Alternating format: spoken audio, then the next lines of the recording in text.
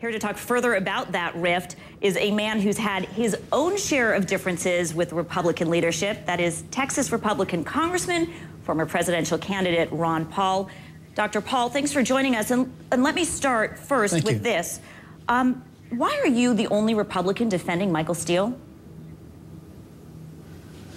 Well, I don't know exactly why there'd be just me, but I'm sure there are a lot of others that are very sympathetic. But I think it has to do with who the media goes to. They go to people who want to condemn him and stir up a fight and see if they can have a battle in the Republican Party. I think that's what is going on.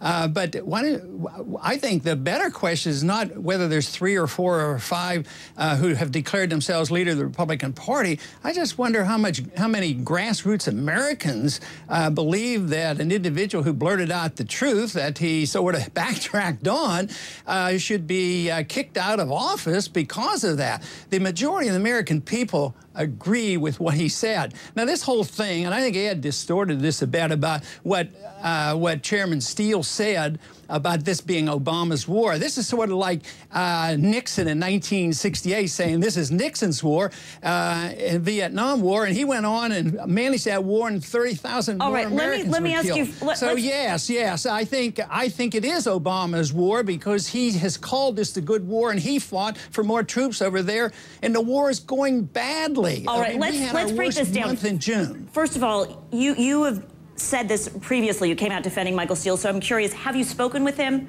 or had any contact with him?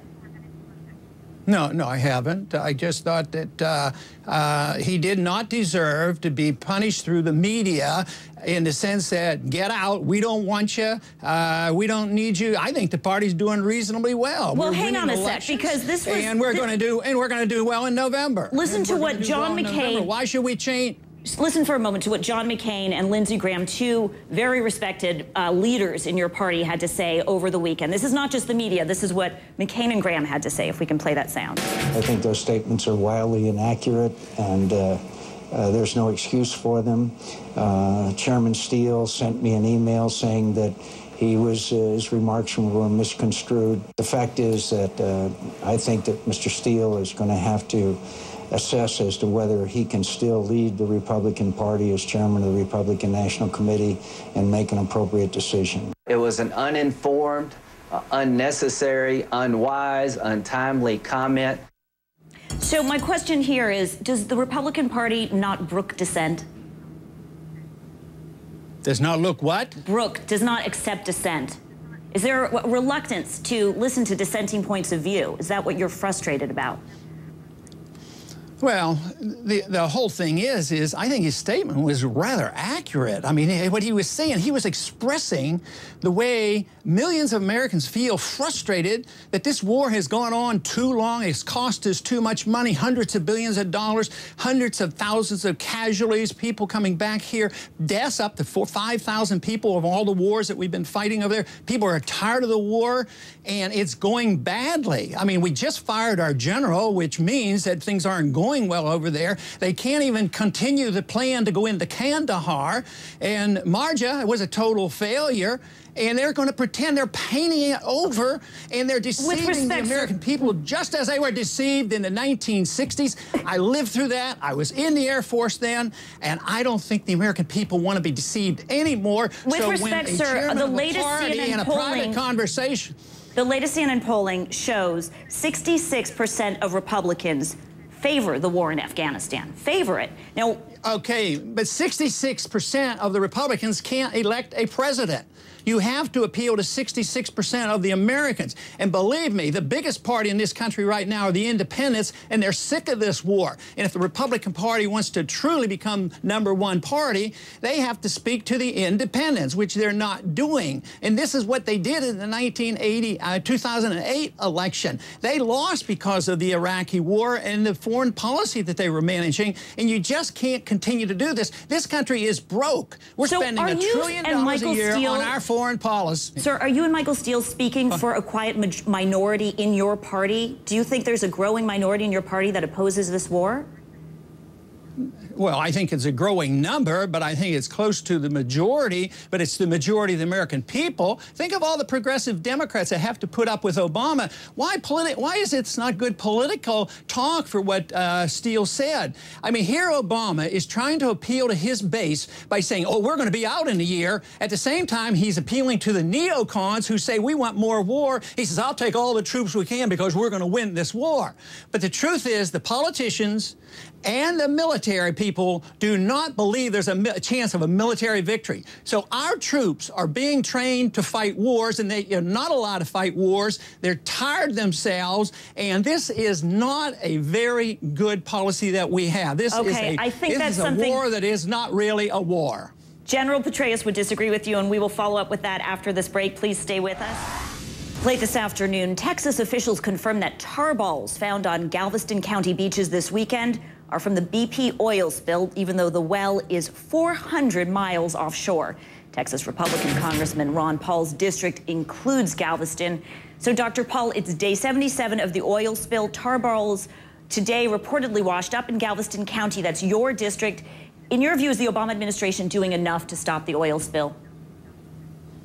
Well, no, not really, and I think they've done a lot to interfere. For instance, a lot of local official property owners and state officials have wanted to do more over in Louisiana and Mississippi, and the federal government, the Fish and Wildlife people and EPA and others, they come in and they prohibit them from doing it. For instance, you know, one thing I would like to do, and it's related to our previous subject, is, you know, if all our states had their guard units back here, maybe they would have the manpower to do more to help clean up the beaches and prevent this oil from coming in. But no, our guard units all around the world fighting wars that we don't need to fight. So I would say let's fight this war here at home with our borders as well as the oil coming on our shores. But, you know, I've lived on the beach down here for 18 years. I don't presently have a house there now, but I did. And every time we went to the beach, we had to scrub our feet because we had tar balls. So even though they say this has come from this oil well, I will wait and see just exactly where this has come from. Let me turn to another member of your family who's in the news these days. Rand Paul, your son, is running for Senate in Kentucky.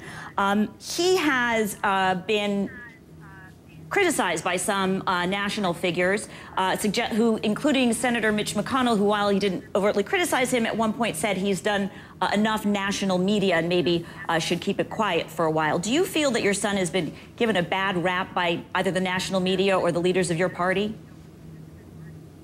Well, I think it's just generally, yes, he got some bad raps, but I guess I didn't warn him enough and prepare him enough. That's what this political stuff is all about. You can expect it, especially after you win a primary and beat the establishment. You can sort of expect something and then expect it from both, you know, not only your opponents in the party, but in your opponents from the other party as well. So, yes, but he needs to become a senator. He has a great chance of doing it. His polls show him ahead, and he needs to be at home campaigning, which he's so good at. I mean, he campaigned very, very hard in the primary, and he had the Tea Party movement behind him, and his turnouts in the Tea Party were sometimes 2 and 3 and 4 times bigger than any Republican Party turnout. Let me ask you about that, because start to realize what's happening. He vowed to the Tea Party faithful who were supporters of his that he would not hold fundraisers in Washington or take money from folks who voted for the bank bailout, which is so unpopular among them. He was here. He held a fundraiser with some of those very same people. He's been criticized for that. Is your son being unfaithful to his principles? Well, you're just putting some words out there. Whether you're right or not, somebody else is going to have to determine it. I know I've gone to 2 fundraisers for him in Washington, and both were for the young people, and I think they paid $25 to come. And we had large turnout of young people because that's exactly the groups that attracted to what I've been talking about. So I was very, very pleased. What he's doing with PAC money, you know, I always say, you know, I don't get any PAC money, you know, but I would take it because it's under the law. I'll take PAC money, but I don't get it because it's not worth the investment. So it's perfectly legal to take PAC money, and what he has done, you'll have to ask him. Don't ask me about it because I do not know the details of the campaign. I did him one big favor. I let him run his own campaign, and I didn't get involved in any details of what he was doing. All right, Dr. Paul, it's always a pleasure to talk to you, and we will do it again on this show, I'm certain, in the future. Thanks so much for joining us. Thank you.